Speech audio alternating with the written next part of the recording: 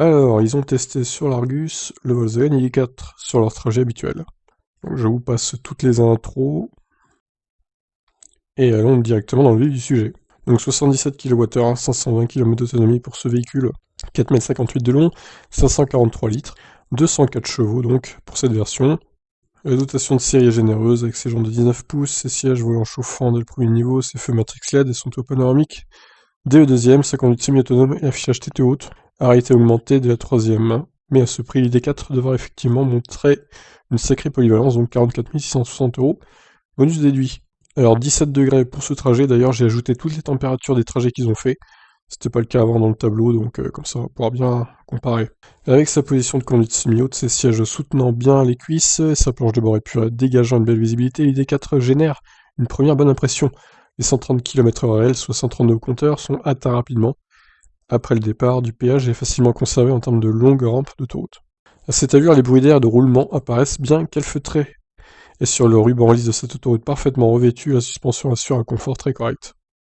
Paradoxalement, c'est au fil des kilomètres que le ID4 montre ses premiers défauts. La faute à des choix discutables en matière d'ergonomie, à commencer par les touches sensitives du volant, qui manquent de précision pour ajuster l'allure du régulateur de vitesse. Une pression trop légère et rien ne se passe, une pression trop forte et l'auto perd des kilomètres d'un coup, au lieu d'un seul. Ah oui, c'est pas terrible ça, effectivement. Les commandes de vitres électriques souffrent aussi d'une extrême pingrerie même, avec 2 boutons pour 4 carreaux, plus une touche pour sélectionner tantôt les avant, tantôt les arrières. Ouais, d'accord. Quant aux fonctions importantes, affichage de consommation moyenne, désactivation de l'agaçante alerte de sortie de voie, elles sont enfouies dans les menus et sous-menus du bel écran central de 12 pouces. Malgré tout, nous atteignons la borne Unity avec le sourire après 109 km à vitesse maximale sur autoroute.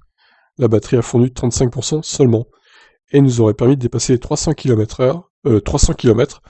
pas km/h, sans le moindre rechargement. C'est à peine 30 km de moins que la Mustang Mach-E, et son immense batterie de 99 kWh. Alors, j'ai raté un truc, ou parce que les Mustang Mach-E, ils l'ont pas testé encore. Bizarre. À moins que j'ai raté, je vais vérifier quand même. Alors si, effectivement, ils l'ont essayé, mais c'est pas sur leur trajet habituel, donc bon, on verra plus tard. Donc grâce à une conso de 24,7 kWh au 100, comparable à celle d'une Zoé sur ce parcours, prudence toutefois, car le profil haut du ID4 le rend assez sensible aux conditions météo. Sur une boucle autoroutière effectuée 2 jours plus tôt, avec une belle prise de face et 10 km/h de moins... 10 degrés, pardon. Pourquoi km/h 10 degrés de moins dans l'air, la consommation a en effet frisé les 29 kWh au 100. Ah oui, c'est beaucoup moins bien d'un coup là. Très sensible à la météo, hein, ce ID4 visiblement. Donc 24,7, ça fait 311 km estimés d'autonomie sur autoroute, avec cette température et ces conditions météo, précisons-le. Après une recharge rapide convaincante, nous repartons pour les 140 km du parcours routier. Si deux portions de voie rapide limitées à 110 ne rêvent à rien inédit, les autres font ressortir de nouvelles qualités et de nouveaux défauts. Côté pile, l'encombrant ID4 apparaît étonnamment maniable lors des traversées de village grâce à des commandes douces et un diamètre de braquage de 10,2 mètres, équivalent à celui d'une citadine. Côté face, la suspension se montre trop figée, au passage des donanes, mais aussi sur mauvaise route qui font remonter quelques sèches secousses dans les vertèbres. La suspension pilotée est hélas réservée à la fameuse version Max, facturée 56 700 € bonus déduit. Cette orientation permet au moins de bien contenir le roulis en virage, même si l'ID4 n'atteint pas le dynamisme de sa petite sœur ID3 58 kWh, en cause le poids supérieur de 350 kg dont 120 kg pour la seule batterie, qui atteint ici 2 tonnes 50, sans conducteur et tempère l'agilité en virage comme les relances suffisantes mais jamais impressionnantes, facile à doser sur le petit ralentissement, le freinage c'est du moins, lors de fortes sollicitations, avec une course qui s'allonge à la pédale et quelques remontées d'ABS, plus rassurantes. Alors du coup, la conso. À rythme paisible, le SUV électrique Volkswagen fait valoir une autre qualité de sa sobriété s'il avait consommé 3 kWh de plus que l'ID3 sur autoroute. L'ID4 ne lui rend que 0,5 sur route, où sa moyenne s'est stabilisée à 13,3 kWh seulement. Sur ce parcours, il aura donc pu boucler 560 km, sans le moindre plein d'électrons, soit 42 mieux que son autonomie WLTP. Pas mal, effectivement. Alors, l'ID4 77 kWh accepte une puissance de recharge supérieure à celle de la version 52, 11 kW sur borne publique ou wallbox au lieu de 7.2, et 125 sur borne rapide en courant continu au lieu de 100. Une valeur bel et bien vérifiée sur le réseau Unity en début de charge et qui chute plutôt moins vite que la plupart des autres modèles électriques au-delà de 80%, toujours 70 kWh, constaté à 80%, encore 40 kWh à 90%. Effectivement, c'est pas mal. Belle courbe de recharge. À l'arrivée, nos deux recharges rapides ont été plutôt rapides, 38 minutes pour passer de 4 à 80% de charge une première fois ou 45 minutes, de 60 à 100% une seconde fois. Un avantage chez Unity qui facture l'électricité à la minute et non au kilowattheure délivré. La carte WeCharge donc ramène le coût à 30 centimes la minute. Ah ouais, c'est quand même beaucoup moins cher quoi. Hein. Ouais, forcément, ils privilégient leur réseau, enfin leur marque hein, chez Volkswagen, vu que c'est les fondateurs de Unity, principalement le groupe Volkswagen. Le bilan est tout autre surprise domestique qui réclame une patience de moins de Tibétains, 42 heures, bon ça c'est normal après, hein, à condition d'avoir coché le câble adéquat en option. Ça c'est un peu mesquin de la part de Volkswagen, de faire une option de ce câble quoi. 200 € en plus. Avec une batterie d'une telle capacité, mieux vaut donc investir dans l'installation du wallbox à domicile, quasi indispensable si aucune borne publique ne se trouve à proximité. À partir de 1600 € pause comprise via Volkswagen et sa solution Heavy Charger. Oh, c'est hors de prix, franchement. Il y a beaucoup moins cher. Hein. Allez, on passe à la conclusion. Et après, on ira voir le tableau que j'ai mis à jour, du coup. Bien aidé par des conditions météo idéales, le Volkswagen ID4 à grosse batterie a montré une belle sobriété sur notre parcours test. Son moyen d'action a ainsi dépassé la barre des 300 km sur autoroute, puis atteint 560 km sur route, où à rythme paisible, ce vaste SUV ne consomme pas plus qu'une citadine polyvalente électrique. De quoi envisager sans crainte quelques longs trajets dans l'année. D'autant que l'ID4 s'est aussi montré efficace en matière de temps de recharge sur borne rapide. Reste à pouvoir se l'offrir.